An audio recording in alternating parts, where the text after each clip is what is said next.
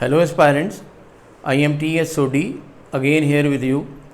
Aspirants, आज हम ये स्टडी करेंगे कि हमारे जितने दिन बचते हैं नेट पेपर नेट पेपर के, उसके लिए हमने तैयारी कैसे करनी है, क्या हमारी स्ट्रेटजी होनी चाहिए। तो एस्पायरेंट्स, आज 24 अगस्त है।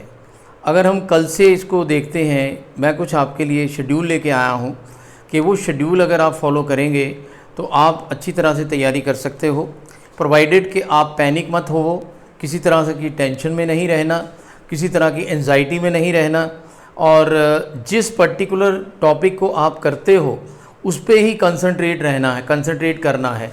इट इज़ बट नेचुरल कि जब टाइम थोड़ा होता है और सिलेबस ज़्यादा होता है तो ये कुदरती बात है कि दिमाग में कन्फ्यूज़न आती है, दिमाग में टेंशन होती है। अगर हम एक चैप्टर पढ़ते हैं तो दिमाग में दूसरे चैप्टर के बारे में आना शुरू हो जाता है। मैं टीचिंग एप्टीट्यूड पढ़ रहा हूँ तो मेरे दिमाग में आएगा अभी रिसर्च एप्टीट्यूड भी पढ़ना है, अभी हमने कम्युनिकेशन भी पढ़नी है, डाटा इंटरप्रिटेशन भी करना है। लेकिन अगर इस तरह की आप स्ट्रेटजी फॉलो करोगे तो वो आपको कोई फ़ायदा नहीं देगी, उसका कोई यूज़ नहीं है। इसलिए अब हमारे पास जितने दिन हैं उसका हमने मैक्सिमम यूज़ करना है, और उसके लिए मैंने ये 22 डेज़ को सब्जेक्ट के अकॉर्डिंगली डिफरेंट डेज़ में डिवाइड किया है। अगर आप भी इस तरह डिफरेंट डेज़ में डिवाइड करके फिर अगर एक टॉपिक पढ़ना है तो उसी पे कंसंट्रेट करना है, उसके दूसरे टॉपिक या किसी और यूनिट के टॉपिक पर का ध्यान में नहीं लेके आना। तो अब ये हम बात करते हैं कि हमारे पास 22 डेज़ का ये प्रेपरेशन शेड्यूल है। कल से अगर हम शुरू करें तो 25 अगस्त से शुरू करें तो 22 डेज़ का शेड्यूल ऐसे बनता है। देखिए, टीचिंग एप्टीट्यूड को आप 2 दिन दीजिए सिर्फ, क्योंकि इसमें टॉपिक जो है काफ़ी लिमिटेड ही हैं, 5-6 टॉपिक हैं, और टॉपिक सारे ऐसे हैं कि टीचिंग के बारे में हमने पहले भी काफ़ी कुछ पढ़ा है और हम उसके बारे में जानते भी हैं काफ़ी कुछ। और जो मैंने पिछले लेक्चर में आपको बताया कि प्रायोरिटी पे जो इसमें टीचिंग एप्टीट्यूड में जो टॉपिक करने हैं वो पहले करेंगे हम, ठीक है जी। तो 2 दिन इसको दीजिए। इसी तरह रिसर्च एप्टीट्यूड को 2 दिन दीजिए, क्योंकि इसमें भी 5-6 टॉपिक्स हैं और ये 2 दिन काफ़ी हैं इसके लिए। और लेकिन ये मैं बता रहा हूँ कि अगर आप एट ए स्ट्रेच 10-12 घंटे पढ़ते हो, उसके अकॉर्डिंगली कर रहा हूँ, तो उसका भी हम बाद में टाइम टेबल की भी बात करते हैं। तो पहले हम बात करते हैं कि एक सब्जेक्ट को कितने दिन देने हमें, ठीक है जी। तो 2 दिन दीजिए इसको टीचिंग एप्टीट्यूड को, 2 दिन दीजिए रिसर्च एप्टीट्यूड को। उसके बाद कॉम्प्रीहेंशन, उसको सिर्फ आपने देखना ही है। कॉम्प्रीहेंशन में कुछ ऐसा सॉल्व करने वाला नहीं, कुछ टेक्निकल नहीं, 1 दिन काफ़ी है उसके लिए। 1 दिन में आप 5, 10, 15 पैसेज पढ़ लीजिए और पढ़ के उसमें अकॉर्डिंगली आप उसको जो है वो देख सकते हैं। तो ये 1 दिन आप उसके लिए रखिए, ठीक है जी। इसके बाद कम्युनिकेशन। अब कम्युनिकेशन के टॉपिक भी बड़े प्रैक्टिकल टॉपिक हैं, काफ़ी सिंपल टॉपिक हैं, उसको भी ज़्यादा दिन देने की ज़रूरत नहीं पड़ेगी। अगर हम 10-12 घंटे का शेड्यूल है हमारा, तो हम उसमें भी एक दिन दे सकते हैं उसको, क्योंकि इसमें इतनी टेक्निकलिटी नहीं है। इसमें ज़्यादा जो टॉपिक इंपॉर्टेंट है, इफेक्टिव क्लासरूम कम्युनिकेशन, ये काफ़ी इंपॉर्टेंट है, इसको आप पहले पढ़ सकते हो। फिर उसके बाद जो मास मीडिया का है उसको पढ़ सकते हो, वो मैं आपको अपने पिछले वीडियो में बता चुका हूँ, ठीक है जी। इसके बाद आप मैथमेटिकल रीजनिंग, अब इसमें वैरायटी है, इसमें भी मैंने आपको बताया था कि कौन कौन से टॉपिक इंपॉर्टेंट हैं, लेकिन इसको भी आप 4 दिन दीजिए। 4 दिन से ज़्यादा नहीं दे सकते हम इसको, तो 4 दिन इसको दीजिए आप।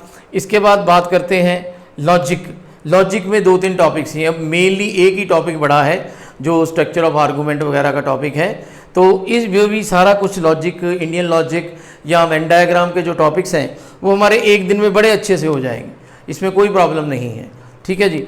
इसके बाद है डाटा इंटरप्रिटेशन, क्योंकि इसमें वैरायटी है, इसमें एक्विजिशन ऑफ डाटा का भी चैप्टर है, इसमें डाटा एंड गवर्नेंस का भी चैप्टर है, इसमें ग्राफिकल रिप्रेजेंटेशन का भी चैप्टर है, इसमें मैपिंग ऑफ डाटा का भी चैप्टर है, और इसलिए इसमें हम 2 दिन इसको देंगे। 2 दिन जो है वो इसके लिए काफ़ी है, ठीक है जी। इसके बाद बात करते हैं ICT। अब ICT भी एक प्रैक्टिकल टॉपिक है, इसके बारे में हम पहले से बड़ा कुछ जानते हैं, क्योंकि इसमें एब्रीवेशंस और जो है टर्मिनोलॉजी का एक बड़ा इम्पॉर्टेंट पार्ट है जो हमें हर हाल में ज़्यादा से ज़्यादा एब्रीविएशंस और ज़्यादा से ज़्यादा जो है वो जो है टर्म्स उसको करना है। इसलिए और बाकी टॉपिक जो है इसमें इतने मुश्किल नहीं, सिंपल हैं। और चाहे आप नंबर सिस्टम की बात कर लो, चाहे आप ICT एंड गवर्नेंस की बात कर लो, चाहे कंप्यूटर की बात कर लो, तो इसके लिए 3 दिन काफ़ी हैं। तो 3 दिन इसको दीजिए आप, ठीक है जी। इसके बाद people and environment, people and environment का जो है वो भी टॉपिक उसमें काफ़ी हैं, लेकिन आपको मैंने बताया था पिछले लेक्चर में कि जो इम्पॉर्टेंट टॉपिक कौन से हैं, रिलेटिवली इम्पॉर्टेंट, जो प्रायोरिटी पे करने हैं, तो उसको भी आप 3 दिन दीजिए। 3 दिन इसमें काफ़ी हैं।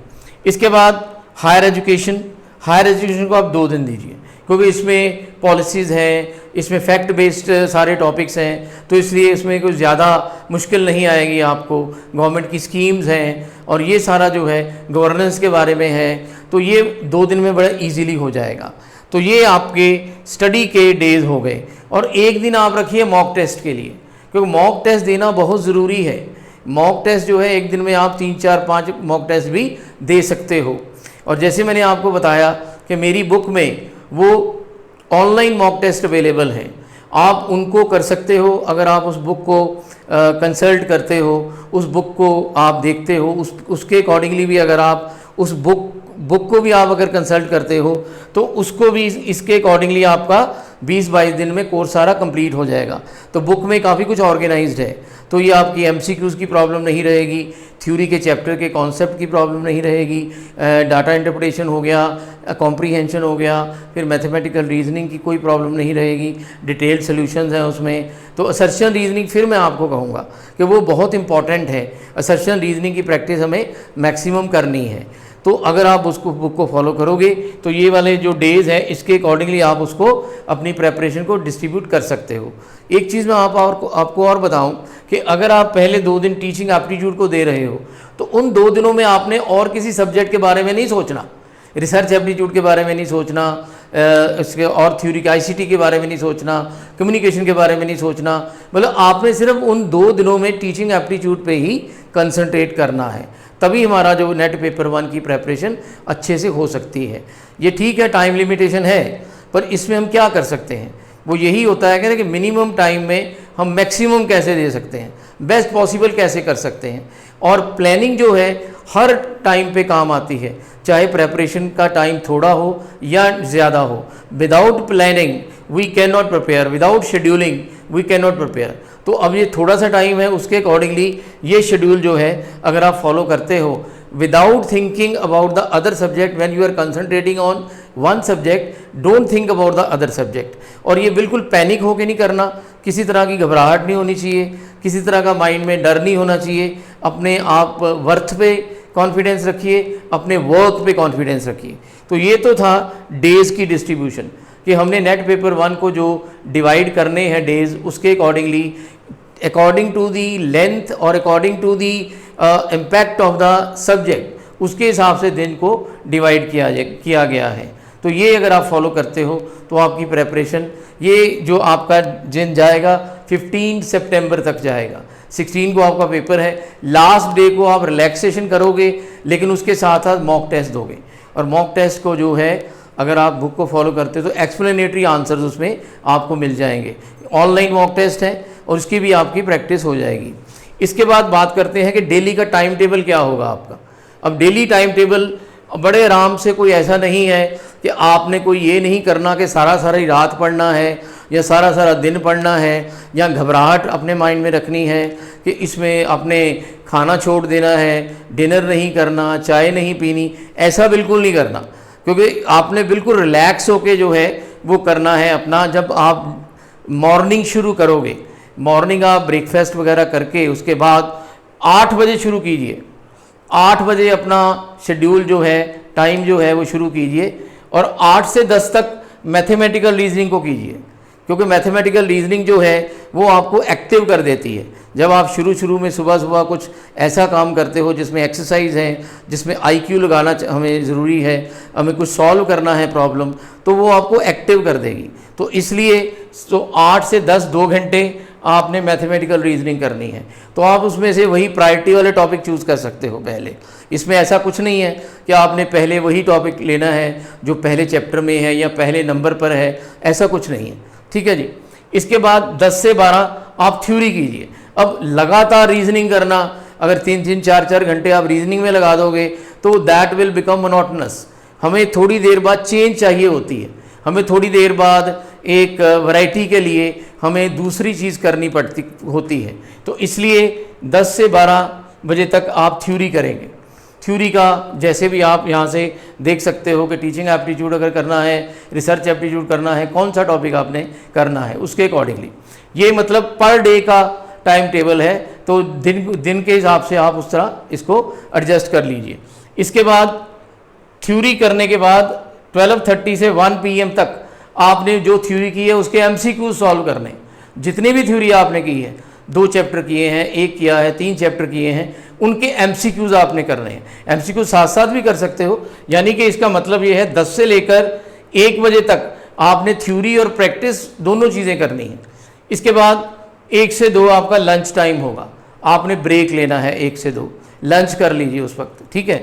उसके बाद फिर 2 से लेकर 4:30 तक आप मैथमेटिकल रीजनिंग करेंगे फिर, क्योंकि लंच करने के बाद थोड़ा बंदा फील करता है, थोड़ा रिलैक्स्ड फील भी करता है और थोड़ा फील करता है कि जैसे नींद आती है।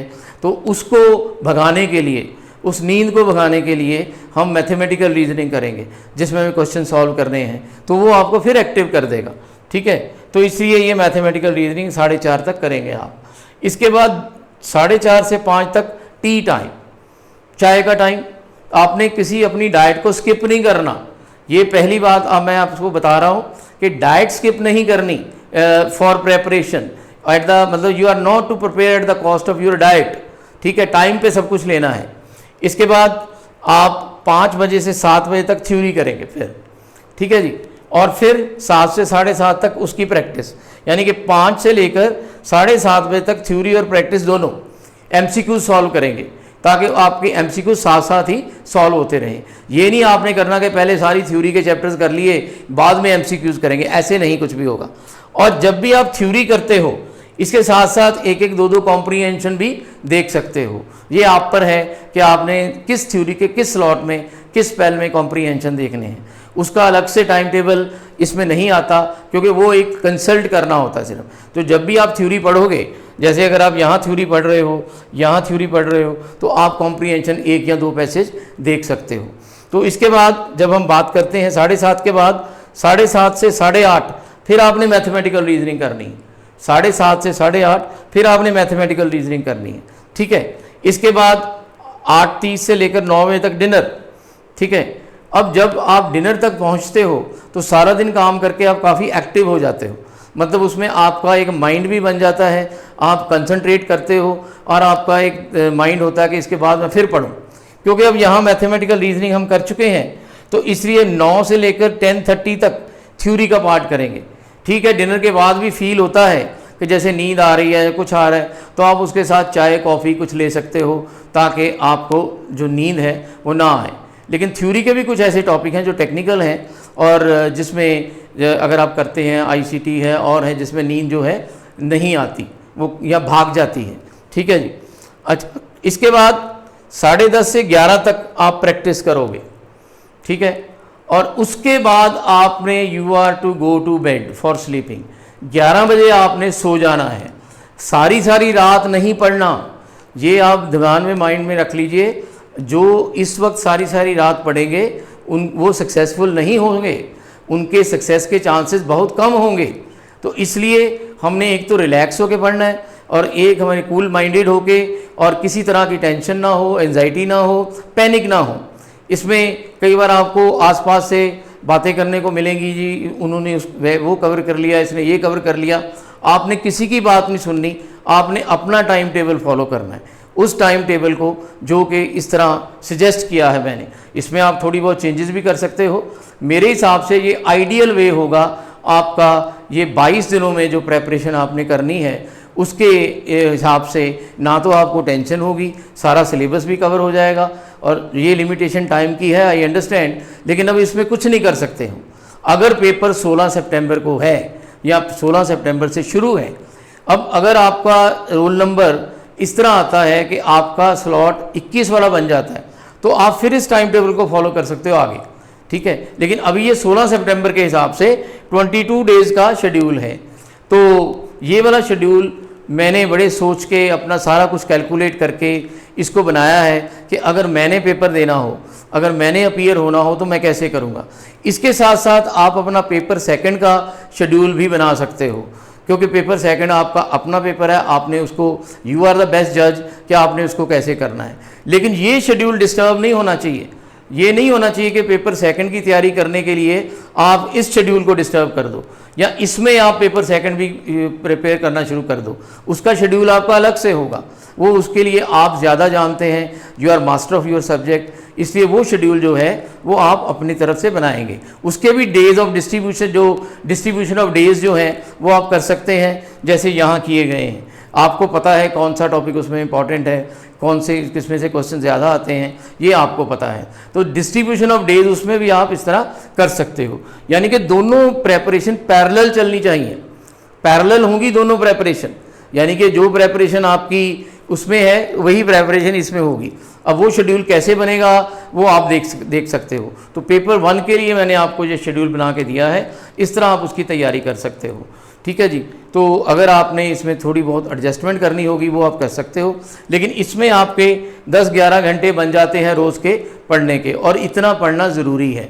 लेकिन रात भर नहीं पढ़ना, आई रिपीट कि रात नहीं पढ़ना, क्योंकि उससे कुछ हासिल नहीं होगा। You must enjoy sleep of at least 7 hours, 7 घंटे की स्लीप आपने ज़रूर लेनी है। अब अगर आप 11 बजे सोते हो तो सुबह अगर 6 बजे तक आप सोते हो तो वो 7 घंटे बन जाते हैं। तो you get up at 6 AM और अपना रेडी होके ब्रेकफास्ट करके, जो भी आपने रेडी होके रूटीन पूरा करके ब्रेकफास्ट करके 8 बजे आप शुरू कर लीजिए। तो ये शेड्यूल है नेट पेपर 1 के लिए। तो मैं आशा करता हूँ कि ये आप इसको समझ गए होंगे, और ये भी मैं गारंटी करता हूँ कि आप अगर ये शेड्यूल फॉलो करते हो तो आपको बड़े रिलैक्स वे से आपकी प्रेपरेशन हो जाएगी। तो I wish you all the best.